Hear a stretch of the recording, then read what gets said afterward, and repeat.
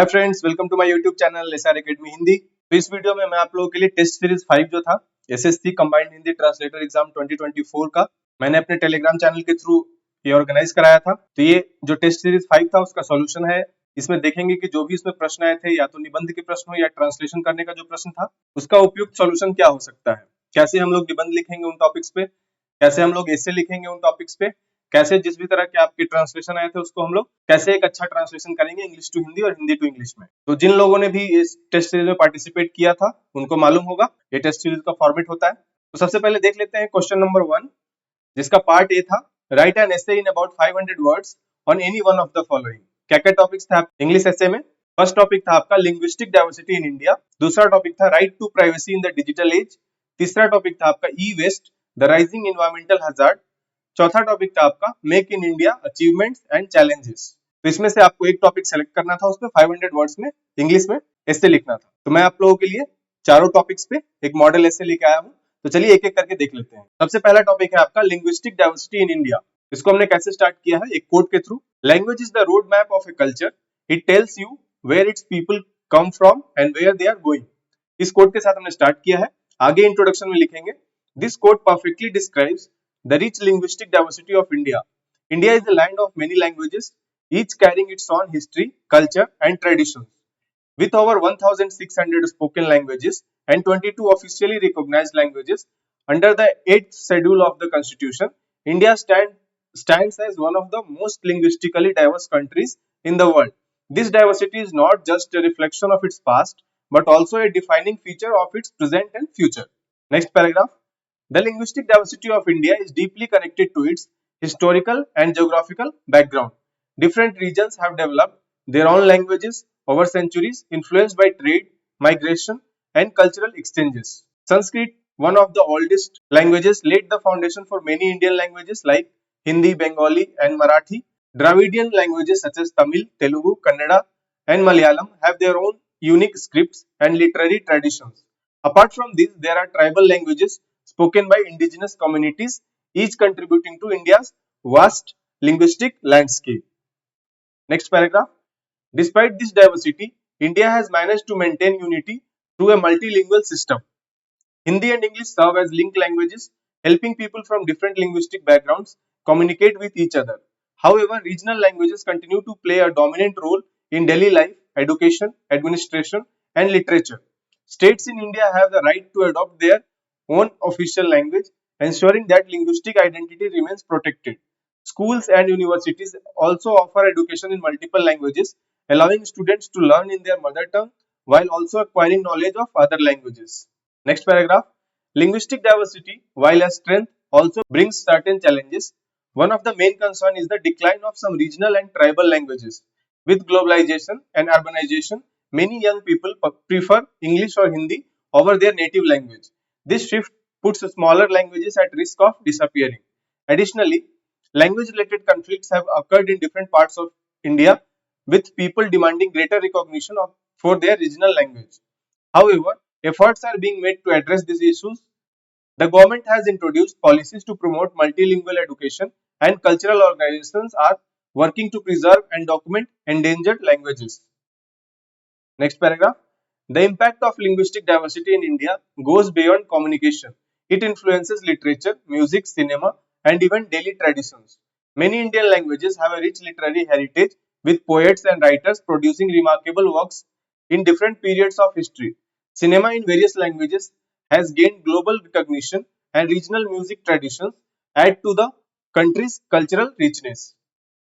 Festivals and rituals are also deeply connected to language, with each region having its own unique expressions and practices. अब आते हैं conclusion पे।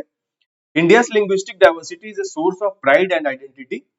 It represents the country's multiculturalism and reflects the idea of unity in diversity. While modernization and global influences bring new challenges, the preservation of languages remains crucial. Encouraging multilingual education, respecting regional languages, and embracing linguistic harmony will help India continue to celebrate its diversity.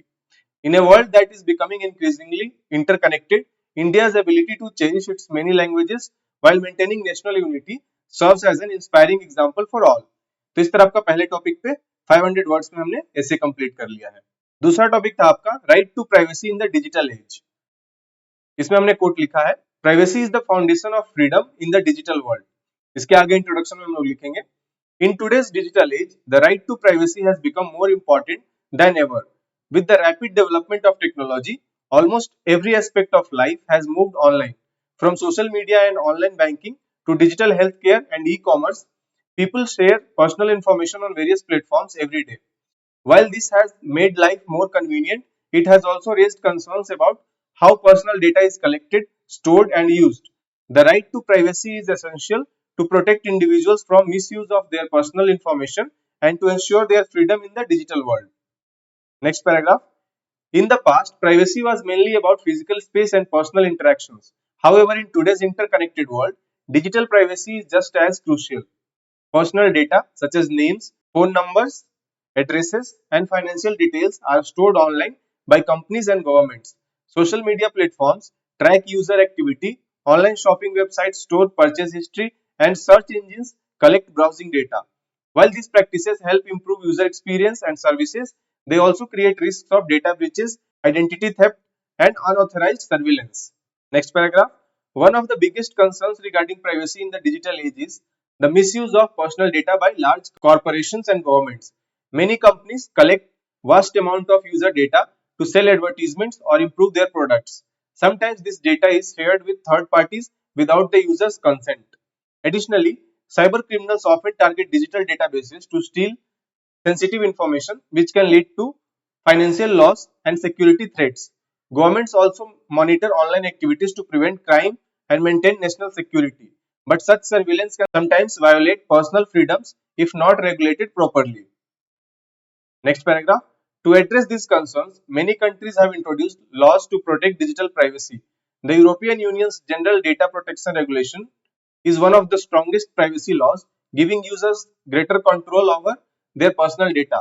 In India, the right to privacy was declared a fundamental right by the Supreme Court in 2017.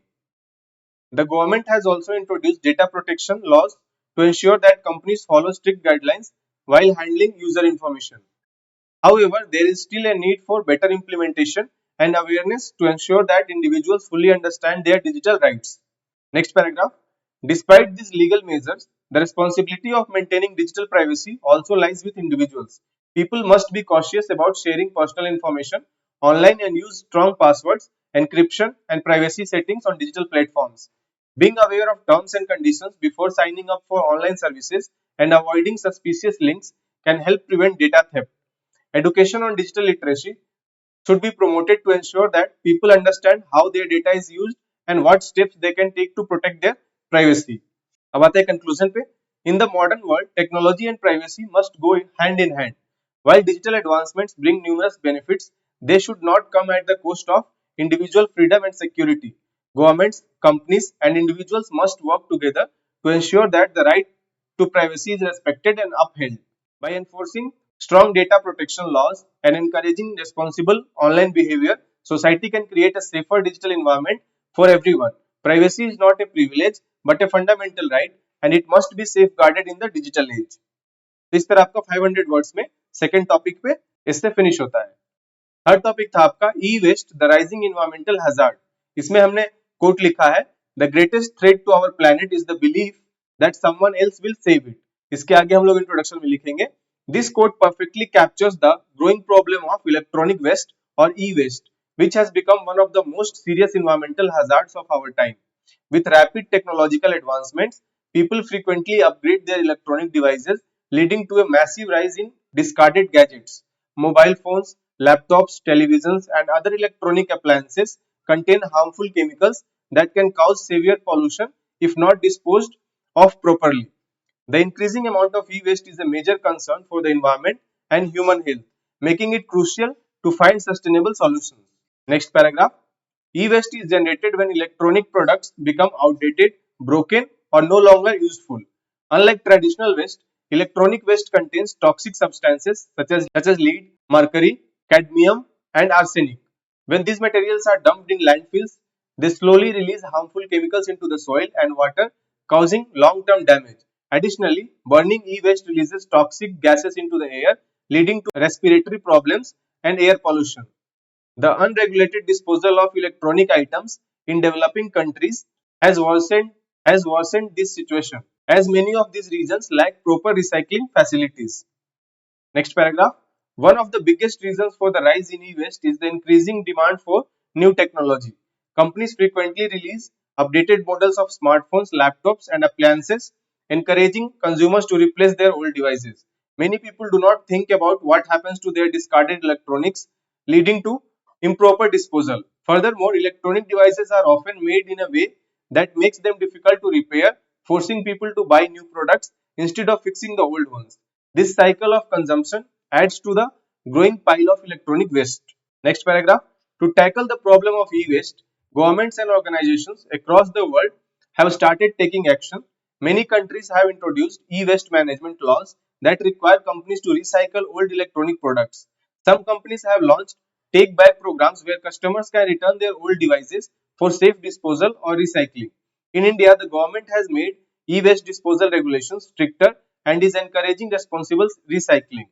However, these efforts need to be expanded and enforced more effectively to make a significant impact. Next paragraph. Individuals also have a major role to play in reducing e-waste. Instead of throwing away old electronic items, people can donate or sell them to those in need. Choosing repair over replacement, recycling e-waste at authorized centers, and being mindful of unnecessary upgrades can help control the problem. Spreading awareness about the dangers of e-waste and encouraging responsible consumption can bring positive change. Schools, colleges, and workplaces should educate people about sustainable electronic use and proper disposal methods. अब आते हैं conclusion पे. The rising problem of e-waste cannot be ignored any longer. It is not just an environmental issue but also a health hazard that affects millions of people worldwide. By adopting sustainable practices, implementing strict regulations, and encouraging responsible consumer behavior, society can reduce the harmful effects of electronic waste. A cleaner, greener future is possible if we all take responsibility for our actions and ensure that technology does not come at the cost of our planet's well-being. तो इस तरह से 500 words में third topic पे आपका ऐसे complete होता है. फोर्थ टॉपिक था आपका make in India achievements and challenges. इसको हमने कौन से कोट से स्टार्ट किया है? A strong economy is the foundation of a strong nation. इसके आगे हम लोग लिखेंगे इंट्रोडक्शन में. The Make in India initiative, launched in 2014, was introduced to transform India into a global manufacturing hub. The goal was to boost local production, attract foreign investments, and reduce dependence on imports. This initiative aimed to strengthen various sectors such as automobiles, electronics, textiles, and defense, creating employment opportunities and improving the country's economy. Over the years, Make in India has achieved significant progress, but it also faces several challenges that need to be addressed for long-term success. Next paragraph. One of the biggest achievements of Make in India is the increase in foreign direct investment (FDI). The initiative created a favorable business environment by simplifying regulations, reducing red tape, and encouraging foreign companies to set up manufacturing units in India. As a result, FDI inflows in sectors like electronics, defense, and automobiles have seen a remarkable rise. Companies such as Apple, Samsung, and Tesla have invested in manufacturing in India, reducing the country's dependence on imports. Next paragraph. Another major success of the initiative is the growth of domestic industries. Indian companies have expanded their manufacturing capacities, leading to the rise of new startups and businesses. Sectors like mobile phone production have witnessed tremendous growth, with India becoming one of the largest smartphone manufacturers in the world. Additionally, the Make in India initiative has boosted infrastructure development with new industrial corridors, smart cities, and transportation networks, improving the overall manufacturing ecosystem. Next paragraph. Despite these achievements, the initiative faces several challenges. One of the main challenges is inadequate infrastructure. Many industries still struggle with unreliable power supply, poor transportation networks, and inefficient logistics, which increase production costs. Although progress has been made, more investment is needed to improve basic infrastructure and create a smoother supply chain for manufacturers. Next paragraph. Another major challenge is the lack of skilled labor. While India has a large workforce, many workers do not have the technical skills required for modern manufacturing jobs. The Skill India program was introduced to address this issue, but there is still a gap between industry needs and workforce capabilities. More emphasis on vocational training and education is necessary to bridge this gap and ensure that Indian workers can compete at a global level. Next paragraph. Policy and regulatory hurdles also remain a concern. While the government has taken steps to ease business processes, bureaucratic delays and complex approval systems still discourage some investors. Ensuring a transparent and efficient regulatory system is crucial to maintaining investor confidence and sustaining industrial growth. Next paragraph. Additionally, global competition poses a challenge to India's manufacturing sector. Countries like China and Vietnam offer lower production costs and better infrastructure, making them attractive manufacturing destinations. To compete, India must focus on increasing efficiency, improving quality standards, and adopting advanced technologies like automation and artificial intelligence in manufacturing processes. अब आते हैं conclusion पे. Despite these challenges, Make in India has laid a strong foundation for industrial growth. With continued policy support, infrastructure development, and skill enhancement programs, India can overcome these obstacles and emerge as a global leader in manufacturing. A successful Make in India initiative will not only boost the economy but also create millions of jobs, strengthen national security, and enhance India's position in the global market. The journey is not easy, but with the right strategies, India can achieve its vision of becoming a self-reliant manufacturing powerhouse. तो इस तरह से आपका 500 words में fourth topic में भी इससे आपका कंप्लीट होता है. अब आते हैं क्वेश्चन नंबर 1 पार्ट बी. निम्नलिखित में से किसी एक विषय पर लगभग 500 शब्दों में निबंध लिखिए. तो निबंध के लिए कौन कौन से आपके पास टॉपिक थे? आत्मनिर्भर भारत वास्तविकता या मात्र एक नारा. दूसरा टॉपिक था नई शिक्षा नीति 2020 एवं उसकी चुनौतियां. तीसरा टॉपिक था आपका सांप्रदायिकता एक सामाजिक अभिशाप. और चौथा टॉपिक था आपका हरित ऊर्जा भविष्य की आवश्यकता. तो इनमें से किसी एक टॉपिक पे आपको 500 शब्दों में निबंध लिखना था. मैं आप लोगों के लिए चारों टॉपिक्स पे एक मॉडल निबंध लेके आया हूं. तो चलिए देख लेते हैं एक एक करके. पहला टॉपिक था आपका आत्मनिर्भर भारत वास्तविकता या मात्र एक नारा. तो इसकी हमने शुरुआत किस कोट के साथ की है? आत्मनिर्भरता ही सच्ची स्वतंत्रता है. इसके आगे हम लोग भूमिका में लिखेंगे भारत ने वर्षों से आत्मनिर्भर बनने की दिशा में अनेक प्रयास किए हैं, लेकिन 2020 में आत्मनिर्भर भारत अभियान के रूप में इसे एक नई गति मिली. इस पहल का उद्देश्य देश को आर्थिक रूप से सशक्त बनाना, स्थानीय उद्योगों को बढ़ावा देना और विदेशी निर्भरता को कम करना था. यह विचार न केवल आर्थिक विकास के लिए महत्वपूर्ण है, बल्कि भारत को वैश्विक स्तर पर एक मजबूत राष्ट्र बनाने में भी सहायक हो सकता है. हालांकि यह देखना आवश्यक है कि यह अभियान वास्तव में आत्मनिर्भरता की ओर बढ़ रहा है या केवल एक नारे तक सीमित रह गया है. अगला पैराग्राफ. आत्मनिर्भर भारत अभियान के तहत सरकार ने विभिन्न क्षेत्रों में सुधार किए हैं. वोकल फॉर लोकल का नारा देकर भारतीय उत्पादों को बढ़ावा दिया गया है.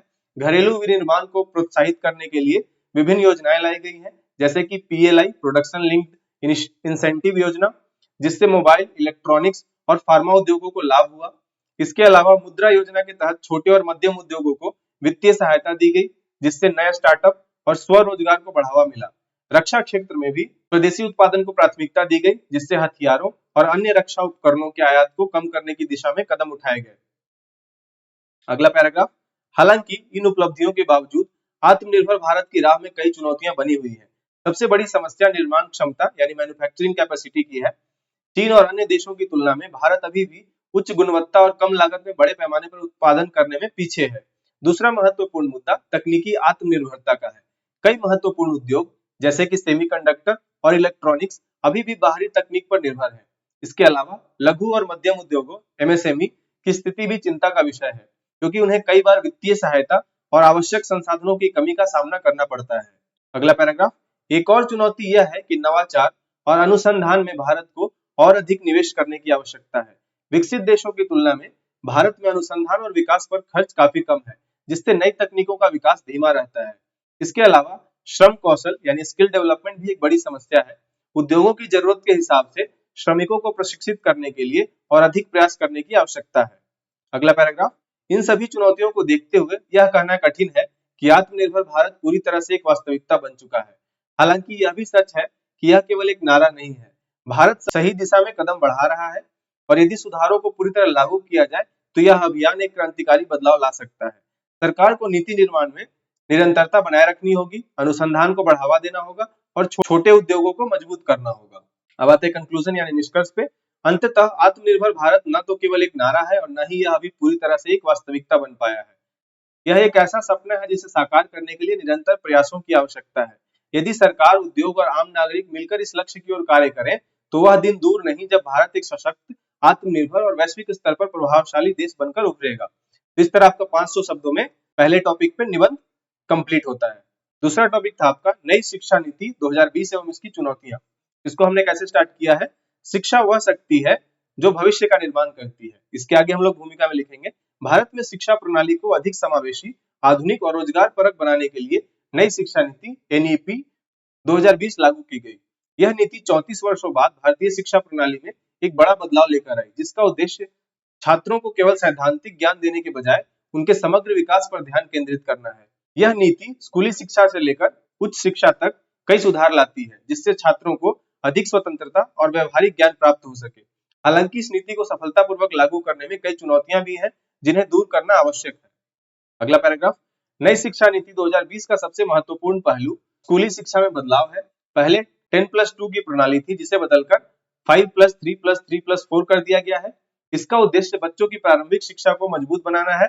इस नीति में मल्टीपल एंट्री और एग्जिट सिस्टम को अपनाया गया है, जिससे छात्रों को बीच में पढ़ाई छोड़नी न पड़े और वे अपनी शिक्षा को फिर से जारी रख सकें। इसके अलावा मातृभाषा में शिक्षा देने पर जोर दिया गया है, ताकि छात्रों की समझ बेहतर हो।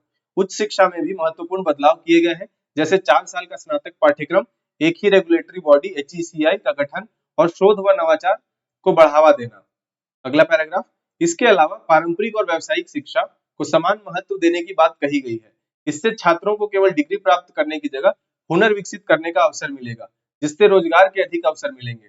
डिजिटल शिक्षा को भी बढ़ावा दिया गया है, जिससे दूर दराज के क्षेत्रों में गुणवत्तापूर्ण शिक्षा उपलब्ध हो सके। नई शिक्षा नीति वैश्विक शिक्षा प्रणाली के साथ भारत को जोड़ने की दिशा में एक बड़ा कदम है। अगला पैराग्राफ, हालांकि इस नीति को लागू करने में कई चुनौतियां हैं। सबसे बड़ी चुनौती सरकारी स्कूलों में बुनियादी सुविधाओं की कमी है। डिजिटल शिक्षा को बढ़ावा देने की बात की गई है, लेकिन ग्रामीण क्षेत्रों में इंटरनेट, कंप्यूटर और प्रशिक्षित शिक्षकों की कमी इस नीति की सफलता में बाधा बन सकती है। दूसरी बड़ी चुनौती शिक्षकों का प्रशिक्षण यानी टीचर ट्रेनिंग है। नई शिक्षा नीति के तहत शिक्षकों को नए पाठ्यक्रम और नई शिक्षण विधियों के अनुसार प्रशिक्षित करना जरूरी होगा। अगला पैराग्राफ, इसके अलावा भाषा नीति पर भी विवाद हो सकता है। मातृभाषा में शिक्षा अच्छी पहल है, लेकिन उच्च शिक्षा और तकनीकी क्षेत्रों में अंग्रेजी का महत्व बना रहेगा। इससे छात्रों को भविष्य में वैश्विक स्तर पर प्रतिस्पर्धा करने में कठिनाई हो सकती है।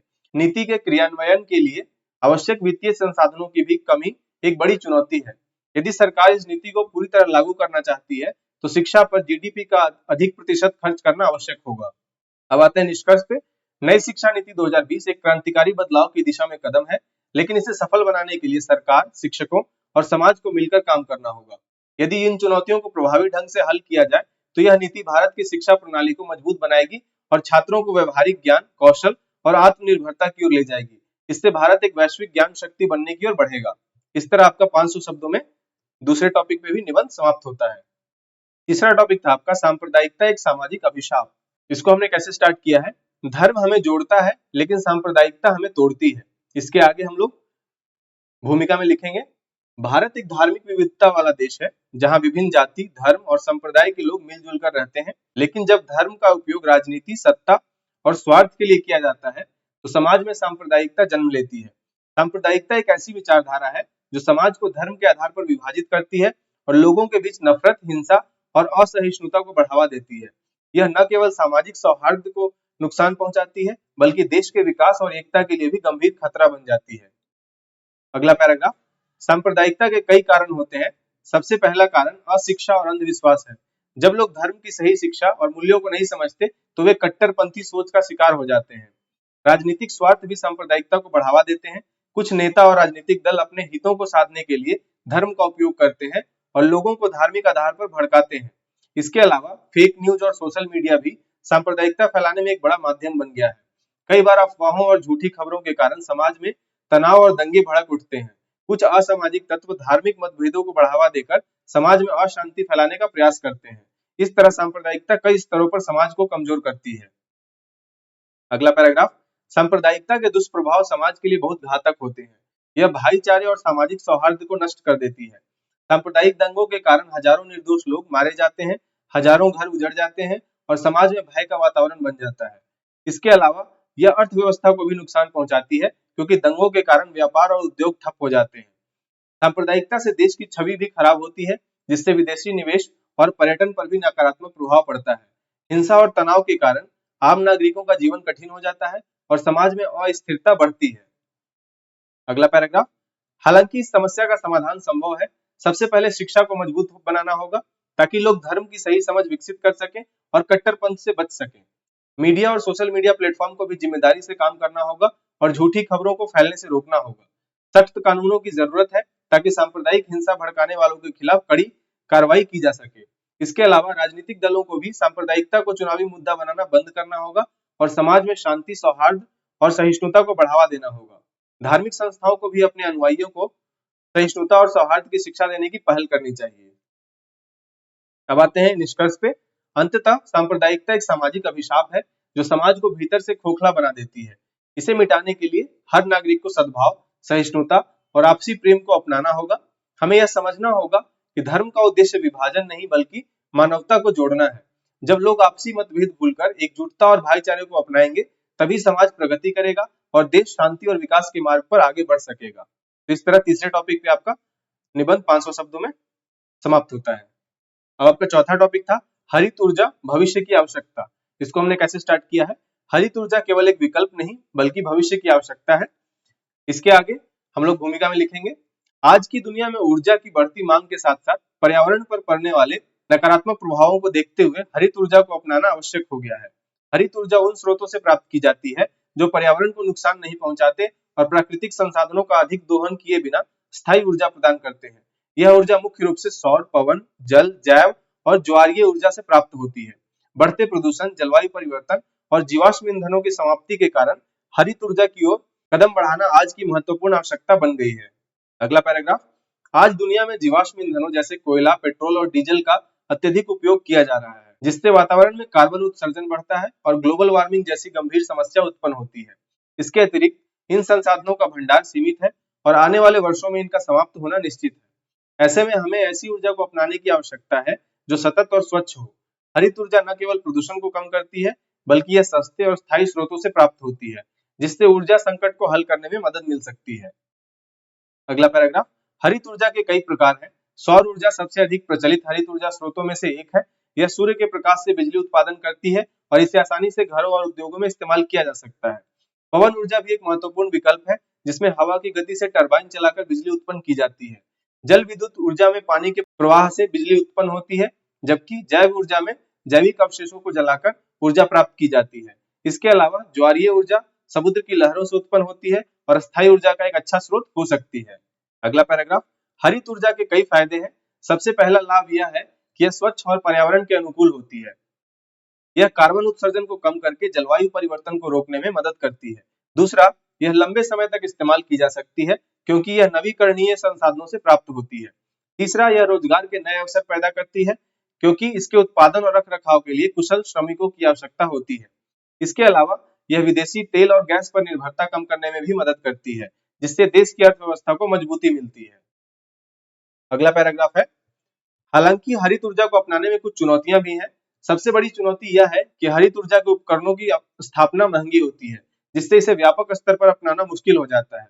इसके अलावा कुछ स्रोतों की ऊर्जा उत्पादन क्षमता स्थिर नहीं होती, जैसे कि सौर और पवन ऊर्जा, जो मौसम पर निर्भर होती है। इसके बावजूद सरकारें और वैज्ञानिक लगातार ऐसी नई तकनीकों पर काम कर रहे हैं जिससे हरित ऊर्जा को और अधिक सुलभ और किफायती बनाया जा सके। अब आते हैं निष्कर्ष पे। हरित ऊर्जा का उपयोग बढ़ाने के लिए सरकारों को नीतियां बनानी चाहिए और इसे प्रोत्साहित करने के लिए सब्सिडी देनी चाहिए। हमें भी अपने स्तर पर हरित ऊर्जा का अधिक उपयोग करने की कोशिश करनी चाहिए, जैसे सौर पैनल लगाना, बिजली बचाना और प्रदूषण कम करना। यदि हम सभी मिलकर हरित ऊर्जा की ओर बढ़ें तो हम न केवल भविष्य की ऊर्जा जरूरतों को पूरा कर सकते हैं बल्कि पृथ्वी को सुरक्षित और स्वच्छ भी बना सकते हैं। तो इस तरह आपका 500 शब्दों में चौथे टॉपिक पे भी निबंध समाप्त होता है। तो निबंध और ऐसे के प्रश्न हमने कर लिए हैं। अब आते हैं क्वेश्चन नंबर 2 पे। Translate the following passage into Hindi. तो ये आपका पैसेज दिया हुआ था जिसको आपको हिंदी में ट्रांसलेट करना था। तो चलिए एक एक सेंटेंस को हम लोग एक एक स्लाइड पे लेते हैं और उसका हिंदी अनुवाद करते हैं। पहला सेंटेंस है आपका, the village had always followed its own rhythm, unhurried and predictable. तो विलेज का क्या हो गया आपका गांव। Always followed its own rhythm मतलब हमेशा अपने ही अंदाज में चलता आया था। अनहरीड मतलब धीमा, जिसको कोई जल्दी नहीं है। एंड प्रेडिक्टेबल मतलब पूर्वानुमानित। तो पूरा अनुवाद क्या हो गया, गांव हमेशा अपने ही अंदाज में चलता आया था। The village had always followed its own rhythm, unhurried मतलब धीमा, एंड प्रेडिक्टेबल यानी पूर्वानुमानित। नेक्स्ट सेंटेंस है आपका, mornings were marked by the sound of temple bells, afternoons drifted lazily under the shade of banyan trees and evenings carried the scent of freshly lit oil lamps. Mornings मतलब आपका हो गया सुबह, were marked by the sound of temple bells, temple bells मतलब मंदिर की घंटियां, afternoons मतलब दोपहर, ड्रिफ्टेड लेजिली मतलब सुस्ताते हुए गुजरना, under the shade of banyan trees मतलब बरगद का पेड़, बनियान ट्रीज मतलब शेड मतलब छाया, इवनिंग्स मतलब आपका हो गया शाम, कैरीड द सेंट, सेंट मतलब आपका होता है महक, फ्रेशली मतलब ताजा, लिट मतलब जलाना, ऑयल लैम्प्स मतलब दिए, दिया जलाना, तेल के जो दिए होते हैं उसको जलाना। तो पूरा अनुवाद क्या हो गया, सुबह मंदिर की घंटियों की आवाज से शुरू होती थी, mornings were marked by the sound of temple bells, इसका अनुवाद क्या किया हमने, सुबह मंदिर की घंटियों की आवाज से शुरू होती थी, दोपहरें बरगद के पेड़ की छांव में सुस्ताते हुए गुजरती थी, afternoons drifted lazily under the shade of banyan trees, और शामें ताजा जले दीपों की खुशबू से महक उठती थी, and evenings carried the scent of freshly lit oil lamps. Next sentence है आपका, for generations life had remained unchanged like an old song sung over and over again, generations मतलब हो गया पीढ़ियों से, लाइफ मतलब जीवन, रिमेन्ड अनचेंज मतलब वैसा का वैसा बना हुआ है, लाइक एन ओल्ड सॉन्ग मतलब किसी पुराने गीत को जैसे संग ओवर एंड ओवर अगेन, जैसे पुराने गीत को बार बार गाया जा रहा हो। तो इसका पूरा अनुवाद क्या हो गया, पीढ़ियों से जीवन वैसा ही बना हुआ था, for generations life had remained unchanged, जैसे कोई पुराना गीत बार बार गाया जाता हो, लाइक एन ओल्ड सॉन्ग संग over and over again. Next sentence, but one summer when the river dried earlier than usual and the fields cracked under the harsh sun, the villagers grew restless. But one summer मतलब लेकिन एक गर्मी में, एक गर्मी के मौसम में, when the river dried मतलब जब नदी सूख गई, earlier than usual मतलब उम्मीद से पहले, and the fields cracked मतलब खेतों में, खेतों की जमीन हो वो दरकने लगी या दरारें पड़ने लगी खेतों में, under the harsh sun मतलब कड़ी धूप में खेतों में दरारें पड़ने लगी, the villagers grew restless मतलब गांव वाले बेचैन हो उठे।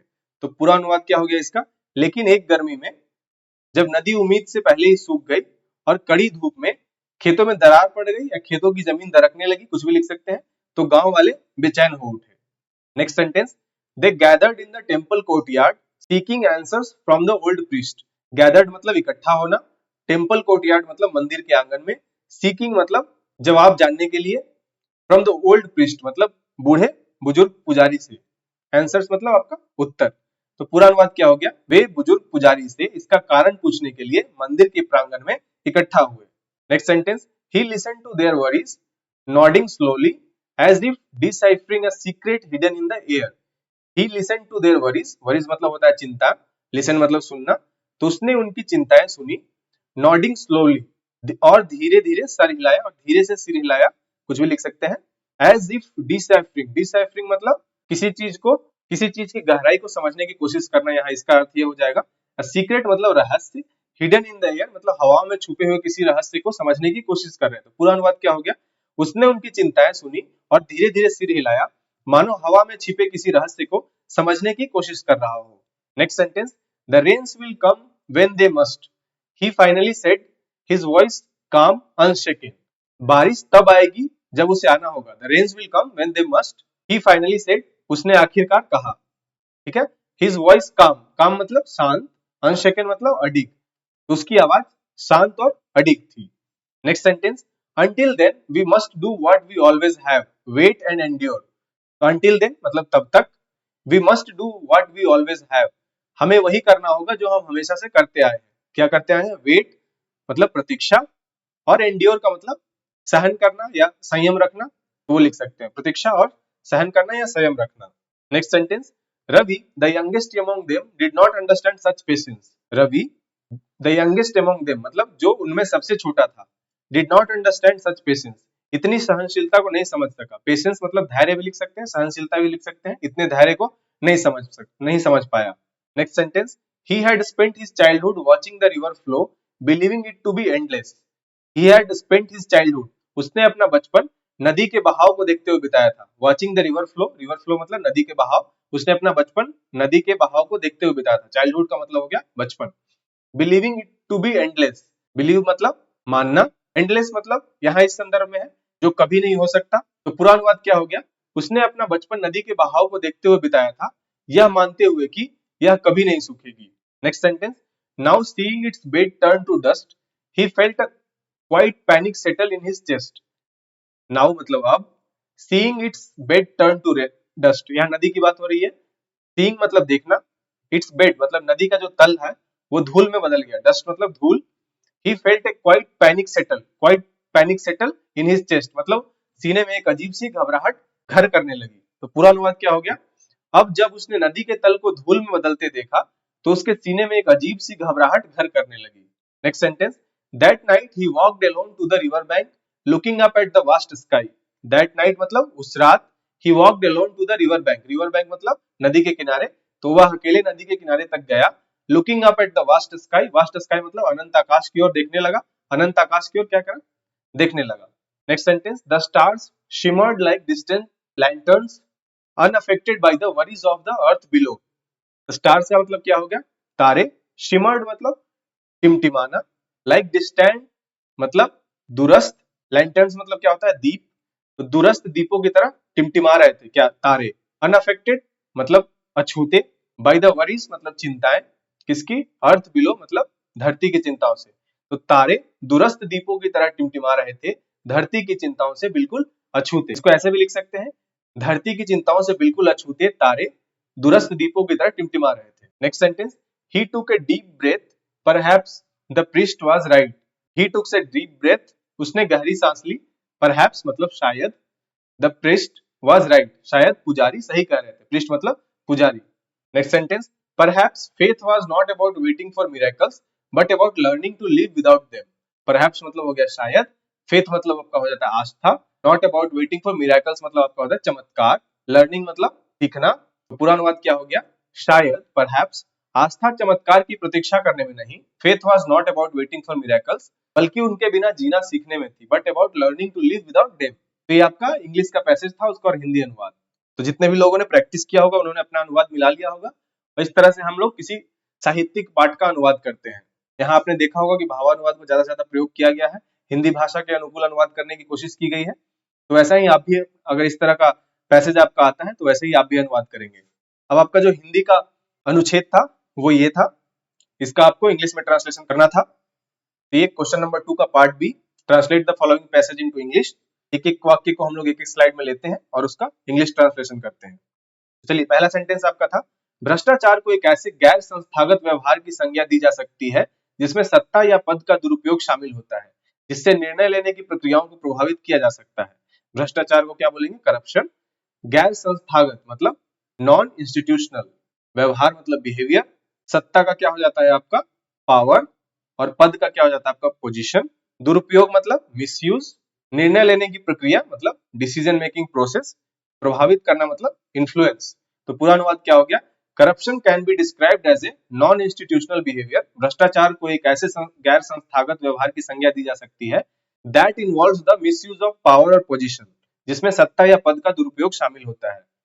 इन्फ्लुएंसिंग डिसीजन मेकिंग प्रोसेस, जिससे निर्णय लेने की प्रक्रियाओं को प्रभावित किया जा सकता है। अगला वाक्य है, साथ ही अपने लाभ के लिए दूसरों के अधिकार और कल्याण से जुड़े मानदंडों का उल्लंघन शामिल हो सकता है।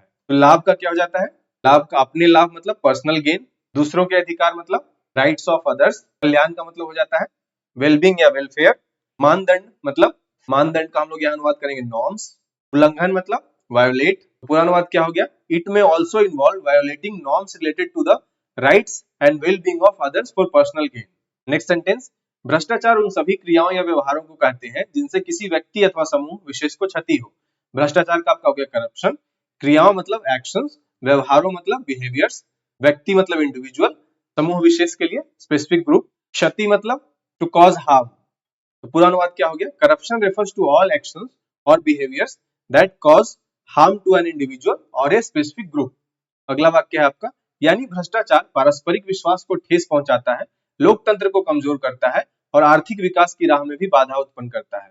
भ्रष्टाचार का आपका हो गया करप्शन, पारस्परिक विश्वास का क्या हो जाएगा, म्यूचुअल ट्रस्ट, ठेस पहुंचाना मतलब डैमेजेस, लोकतंत्र डेमोक्रेसी, कमजोर करता है वीकेंस, आर्थिक विकास मतलब इकोनॉमिक ग्रोथ, बाधा उत्पन्न करना मतलब हिंडर्स।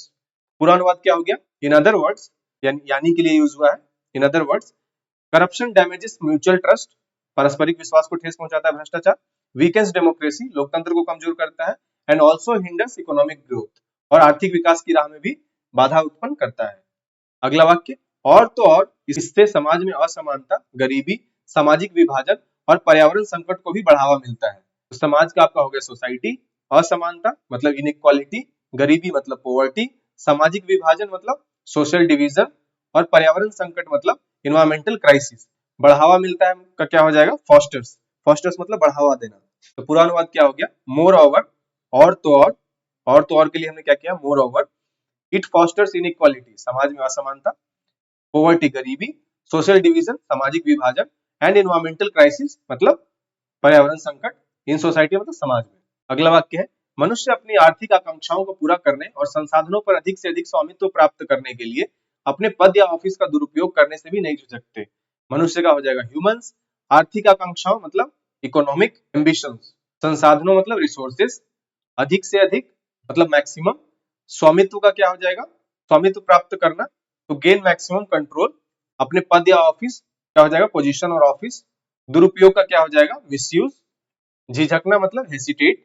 तो पूरा अनुवाद क्या हो गया, humans do not hesitate to misuse their position और office to fulfil their economic ambitions, fulfil मतलब क्या हो गया, पूरा करना, and gain maximum control over resources, अधिक से अधिक संसाधनों पर स्वामित्व प्राप्त करना। नेक्स्ट वाक्य है आपका, इस गैर संस्थागत व्यवहार ने राजनीतिज्ञों एवं अपराधियों में गठजोड़ को उत्पन्न किया है।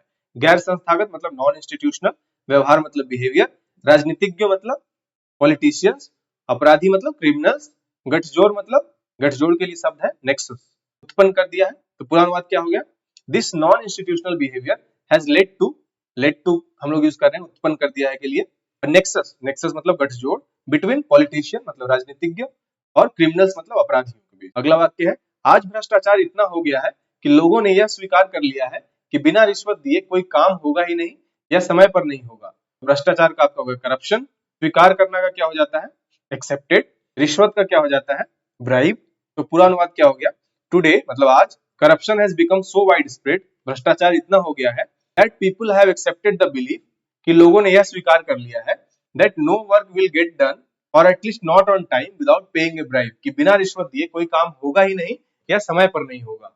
अगला वाक्य है, आंग सान सू की ने फ्रीडम फ्रॉम फियर में यह तर्क दिया है कि शक्ति भ्रष्ट नहीं करती बल्कि भय भ्रष्ट करती है। तो ये नाम है आंग सान सू की, इतना नाम है, ने फ्रीडम फ्रॉम फियर ये बुक का नाम है, में यह तर्क दिया, तर्क देना मतलब आर्ग्यूड, तर्क देना का आर्ग्यूड हमने यहाँ पे अनुवाद किया है। शक्ति भ्रष्ट नहीं करती मतलब पावर डज नॉट करप्ट, बल्कि भय भ्रष्ट करता है, रेदर फियर करप्ट्स। पूरा अनुवाद क्या हो गया, आंग सान सू की argued in freedom from fear that powers does not corrupt rather fear corrupts. अगला वाक्य है, सत्ता खोने का भय उसे चलाने वालों को भ्रष्ट करता है और सत्ता के अभिशाप का भय उसे भ्रष्ट करता है जो उसके अधीन होते हैं। तो सत्ता खोने का भय, फियर ऑफ लूजिंग पावर, उसे चलाने वालों को मतलब दोज हु ऑपरेट और दोज हु विल्ड इट भ्रष्ट करता है मतलब करप्ट्स। सत्ता के अभिशाप का भय मतलब फियर ऑफ इट्स ऑपरेशन, उसे भ्रष्ट करता है मतलब भ्रष्ट करना का करप्ट्स, जो उसके अधीन होते हैं, who are subjected to it. पूरा अनुवाद क्या हो गया, the fear of losing power corrupts those who wield it, सत्ता खोने का भय उसे चलाने वालों को भ्रष्ट करता है मतलब जो चलाते हैं, हु विल्ड इट, और सत्ता के अभिशाप का भय while the fear of its operation उसे भ्रष्ट करता है जो उसके अधीन होता है, corrupts those who are subjected to it. अगला वाक्य है, काम के घंटे बढ़ाने से जीडीपी बढ़े ना बढ़े, लेकिन भ्रष्टाचार को रोकने या समाप्त करने से देश जरूर विकास के सपने को मूर्त रूप दे सकेगा। काम के घंटे बढ़ाना मतलब इंक्रीजिंग वर्किंग आवर्स, जीडीपी का जीडीपी हो जाएगा, भ्रष्टाचार का करप्शन हो जाएगा, रोकना या समाप्त करना मतलब प्रिवेंटिंग और एलिमिनेटिंग, विकास के सपने मतलब डेवलपमेंट ड्रीम्स, मूर्त रूप दे सकेगा मतलब it will turn into reality. पूरा अनुवाद क्या हो गया, increasing working hours may not necessarily boost GDP but preventing और eliminating corruption will certainly help the country turn its development dreams into reality. तो ये था आपका हिंदी का अनुच्छेद और उसका इंग्लिश ट्रांसलेशन। हमने टेस्ट सीरीज 5 में जितने भी प्रश्न आए थे सबका हमने एक सॉल्यूशन देख लिया है। तो इसी तरह आप आने वाले एग्जाम में भी निबंध लिखेंगे, एस्से लिखेंगे और इसी तरह आप ट्रांसलेशन करेंगे तो आपको एक अच्छा मार्क्स मिल सकेगा। तो जिन लोगों ने भी इस टेस्ट सीरीज में पार्टिसिपेट किया था उन्होंने स्व मूल्यांकन कर लिया होगा। जिन लोगों ने प्रैक्टिस नहीं किया है मेरे टेलीग्राम चैनल से जुड़िए और अभी भी वहां पे टोटल 6 टेस्ट सीरीज के क्वेश्चन पड़े हुए हैं, आप जाके उससे अपनी प्रैक्टिस कर सकते हैं, जिससे आप एग्जाम में टाइम मैनेजमेंट को भी देख सकेंगे कि आप कितने समय में आप क्वेश्चन को सॉल्व कर पा रहे हैं, और साथ ही साथ आपको लिखने का अनुभव भी प्राप्त होगा और प्रैक्टिस भी हो जाएगी। तो एक और टेस्ट सीरीज 6 का सॉल्यूशन मैं आने वाले 1-2 दिनों में एग्जाम से पहले आपको ला दूंगा, जिससे कि आपको के जितने टॉपिक्स थे निबंध और ऐसे के वो तैयार हो जाए, और उसमें जो डिफरेंट टाइप्स के ट्रांसलेशन आपको दिए गए थे उसका भी एक आपको नजरिया मिल जाए कि किस तरह हम लोग उसका ट्रांसलेशन या अनुवाद कर सकते हैं। तो आज के लिए इतना ही। अगर आपको वीडियो इन्फॉर्मेटिव लगा तो वीडियो को लाइक कीजिएगा, शेयर कीजिएगा और चैनल को जरूर से जरूर सब्सक्राइब कर लीजिएगा। Thank you so much. जय हिंद।